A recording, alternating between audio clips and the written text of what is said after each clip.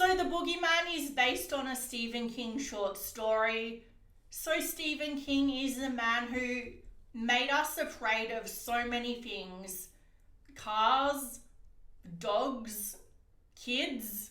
Not that you really needed a whole lot of a reason to be afraid of children if you've worked in childcare like I have. You know what I mean. So anyway, I love Stephen King. I'm a huge fan of his.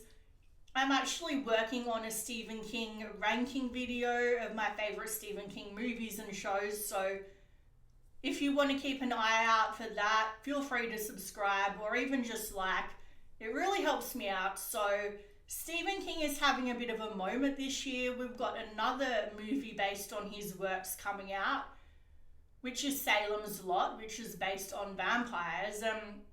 It's really weird. We've had like no publicity at all about that movie, but apparently it's going to try to make vampires scary again, because lately there's been a trend the last 10-20 years of making them, sparkly or caught up in a love triangle, not actual terrifying monsters like they're meant to be. And there's another movie, a Dracula movie, coming out this year, The Last Voyage of the Demeter, I think it's called, which is also going to attempt to make vampires scary again. Though I've seen the trailer, and the creature in the trailer looks a little bit like the creature in this movie. So yeah, there's just an over-reliance on CGI these days, and it takes away from making creatures scary in movies. So I'll go into that a little bit more later on.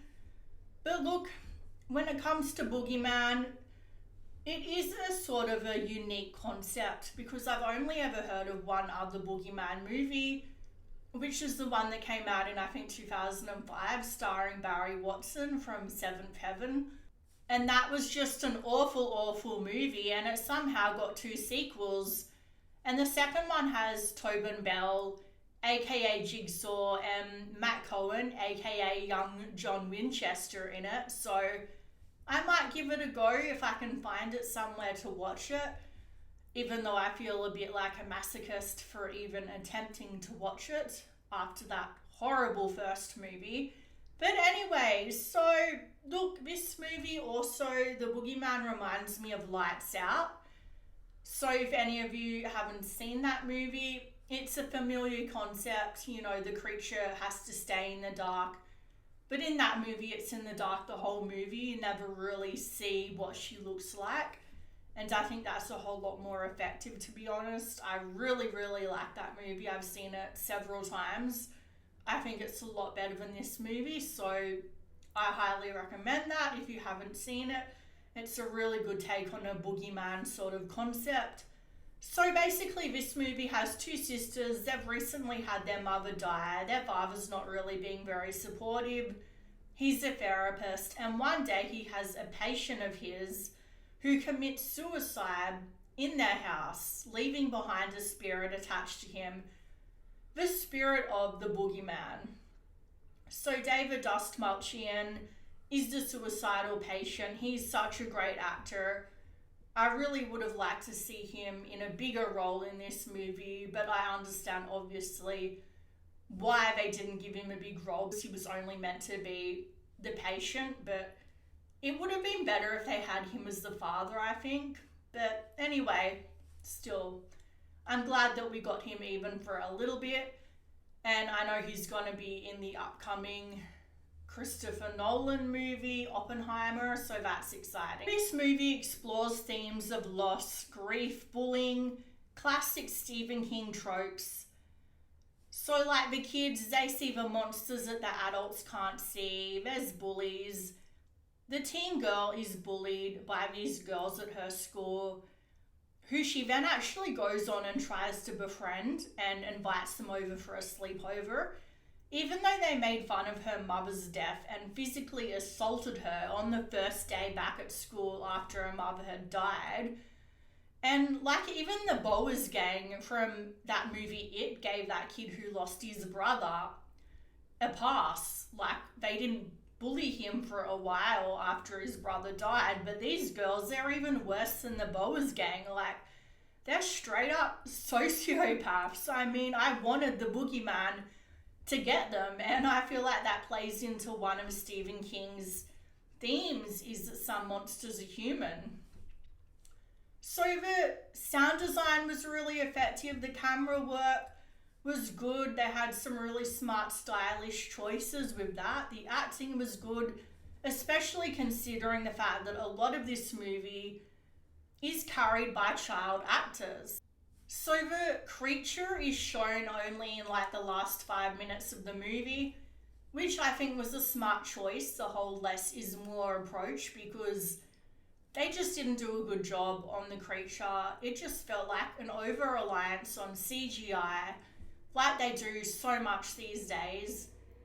I think the only creature that's actually scared me more once I really saw what it fully looked like was the creature in Jeepers Creepers. Well, the first two movies.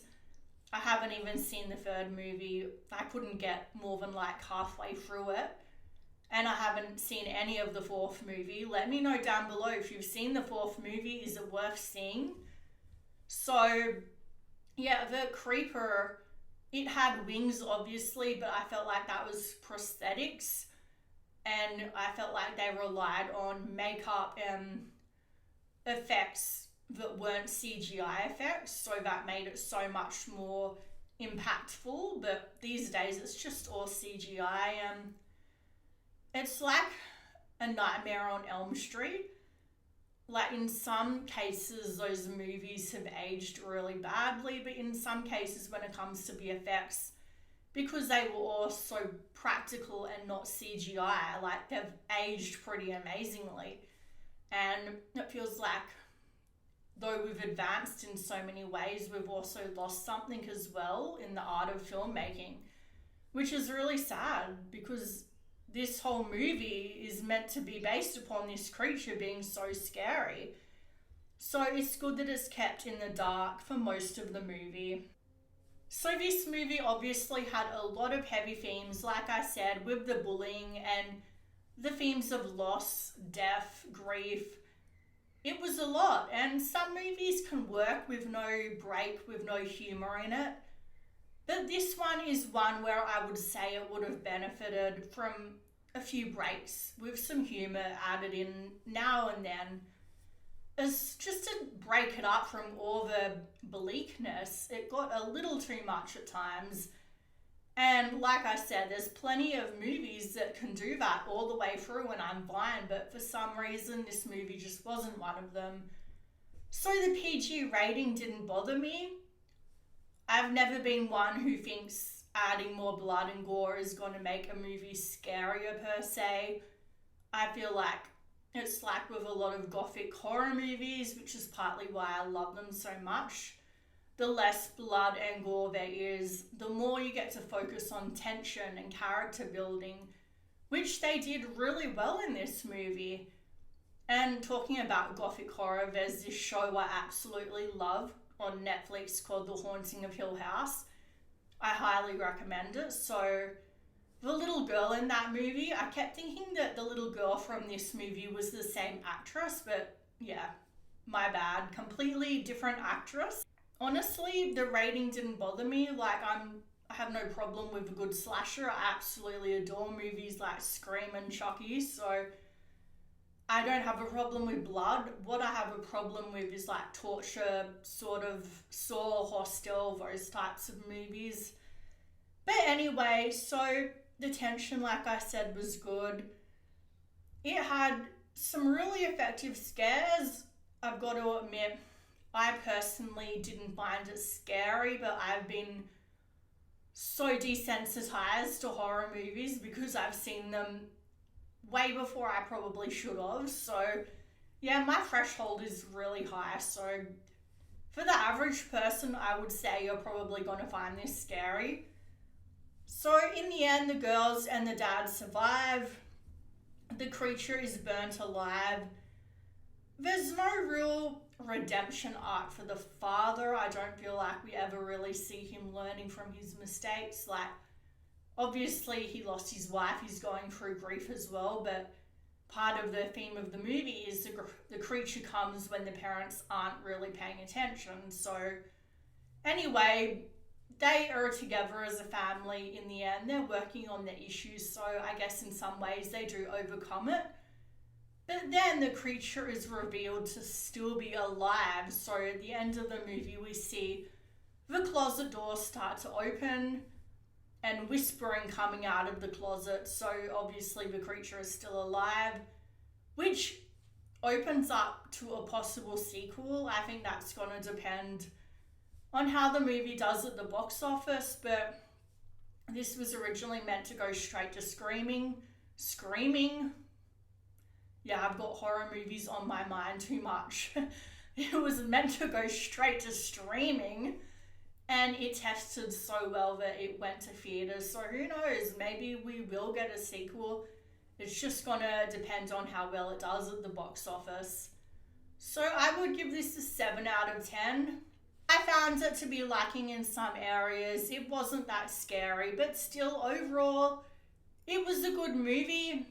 I was never bored. It kept me entertained. I would say it is worth going to see in the cinema. And overall, it's definitely more hit than miss.